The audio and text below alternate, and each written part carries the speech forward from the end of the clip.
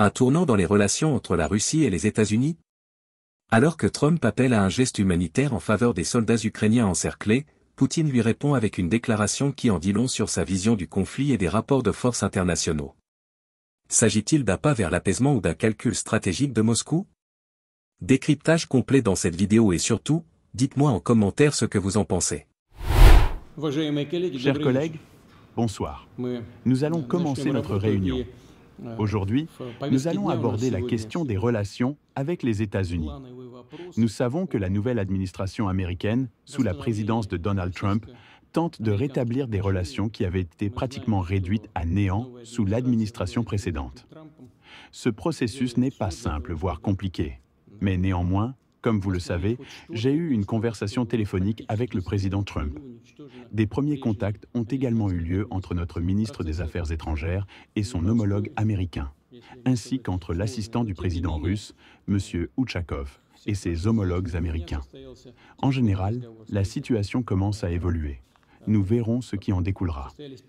Aujourd'hui, nous allons discuter de ces questions. Nous avons avec nous Sergueï Lavrov et Sergueï Naryshkin, qui interviendront également. Mais avant de commencer, je tiens à évoquer une demande qui nous est parvenue. Le président américain, Donald Trump, a appelé à épargner la vie des militaires ukrainiens qui se trouvent encerclés par les forces russes dans la région frontalière de Koursk. Concernant cette requête, nous rappelons que ces combattants ukrainiens ont commis de nombreux crimes contre des civils dans les zones de conflit. Ces actions, comme je l'ai déjà mentionné, sont qualifiées d'actes de terrorisme par le parquet général de la Fédération de Russie.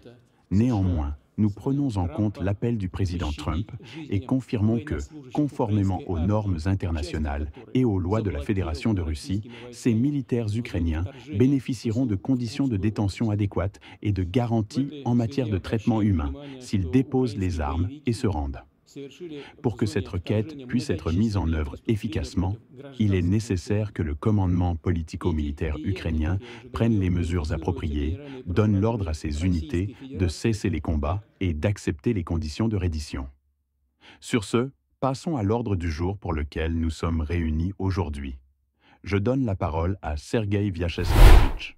Dans son discours, Vladimir Poutine commence par poser un cadre stratégique concernant les relations entre la Russie et les États-Unis sous la présidence de Donald Trump. Il fait clairement allusion à la situation tendue sous l'administration précédente, marquée par une rupture presque totale des liens diplomatiques. Toutefois, il souligne que la nouvelle administration de Trump s'efforce de rétablir ce qui a été détruit, bien que ce processus soit complexe et difficile à réaliser. Il évoque les premiers contacts établis entre les deux pays, notamment par l'intermédiaire de leur ministre des Affaires étrangères et de leurs conseillers, donnant ainsi une première note optimiste concernant un potentiel rapprochement diplomatique. Cependant, il ne se contente pas de dresser un tableau global des relations diplomatiques. Poutine insiste sur un point crucial, l'appel du président américain concernant la situation des soldats ukrainiens encerclés dans la région de Koursk. Il souligne que ces militaires, bien qu'ils soient en position de captivité, sont responsables de nombreux crimes, notamment contre des civils. Cela permet à la Russie de justifier son traitement envers ces prisonniers de guerre, qu'elle considère comme des criminels de guerre, tout en montrant une certaine flexibilité en réponse à la demande humanitaire de Trump.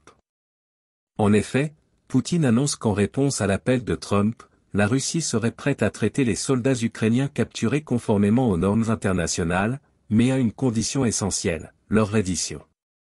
Ainsi, la Russie se montre prête à respecter des principes de traitement humain, mais souligne également qu'un préalable est nécessaire. Ces soldats doivent se rendre et désarmer avant que toute discussion sur leur statut ne soit envisagée. Cette position met en évidence la condition sine qua non posée par Moscou, ce qui reflète une approche plus calculée et pragmatique. Poutine insiste également sur le fait que cette décision dépendra de l'Ukraine, en précisant que c'est à Kiev d'ordonner la reddition de ses troupes pour que les conditions de traitement humain soient appliquées. Cela nous amène à un autre point important du discours, l'implication directe de l'Ukraine et de ses dirigeants dans le processus. Poutine semble indiquer que, sans une action concrète de la part de l'Ukraine, la Russie n'a aucune obligation de céder à l'appel de Trump. Ainsi, en l'absence d'une initiative de la part de Kiev, la Russie pourrait se retrouver dans une position où elle se réserve le droit de ne pas faire de compromis.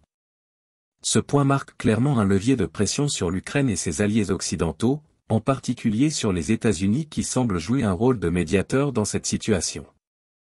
Au-delà des détails tactiques de cette question spécifique, ce discours de Poutine envoie un message politique et stratégique plus large.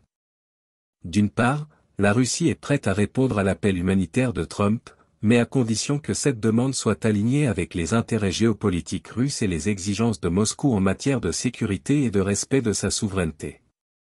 D'autre part, la Russie semble chercher à affirmer sa position en tant qu'acteur majeur sur la scène internationale, tout en conservant son autonomie dans la gestion du conflit ukrainien. Il est clair que Poutine veut apparaître comme une figure ouverte à la diplomatie, mais pas à n'importe quel prix. En parallèle, l'accent mis sur les crimes présumés des soldats ukrainiens sert à légitimer les actions de la Russie dans ce contexte. Poutine transforme la question humanitaire en un levier pour renforcer la position de la Russie dans le conflit ukrainien. En dépeignant les troupes ukrainiennes comme responsables de violations des droits humains, il cherche à rallier l'opinion internationale à sa cause, en se présentant comme un défenseur de la justice et des normes internationales. Cela peut également servir de justification à des actions militaires futures si l'Ukraine ne cède pas aux demandes russes. Finalement, ce discours met en lumière une dynamique diplomatique complexe, où Poutine tente de combiner ouverture et fermeté. D'un côté, il montre une volonté d'accommoder la demande de Trump, mais de l'autre, il s'assure de poser des conditions strictes qui permettent à la Russie de maintenir une pression sur l'Ukraine. En agissant ainsi, il envoie un message clair à l'Occident, tout en se montrant capable de manipuler les relations internationales en fonction des objectifs stratégiques de la Russie. En conclusion, ce discours illustre la position de la Russie dans le conflit ukrainien et ses rapports avec les États-Unis. Si l'appel de Trump a été pris en compte, il est évident que la réponse de la Russie est teintée de calculs géopolitiques. Poutine ne semble pas prêt à faire des concessions sans garantie, et il place la balle dans le camp de l'Ukraine. Le processus de paix, s'il existe, dépendra donc largement des actions de Kiev. Cette situation reflète les tensions sous-jacentes et les défis diplomatiques auxquels sont confrontées les grandes puissances dans un monde multipolaire, où chaque décision est prise avec une attention méticuleuse aux conséquences à long terme. Poutine a clairement montré que, tout en étant ouvert à un dialogue avec Trump, il impose des conditions qui placent la balle dans le camp de l'Ukraine et de ses alliés. Cela soulève une question cruciale: la Russie va-t-elle réellement céder à la pression internationale ou utilise-t-elle cette ouverture comme une tactique pour renforcer ses positions? Est-ce un geste diplomatique authentique ou une manœuvre stratégique pour gagner du temps et manipuler les équilibres de pouvoir? J'aimerais savoir ce que vous en pensez. Croyez-vous à une réelle possibilité de paix, ou ce discours est-il juste une étape vers une intensification du conflit? Partagez vos idées dans les commentaires. À très bientôt.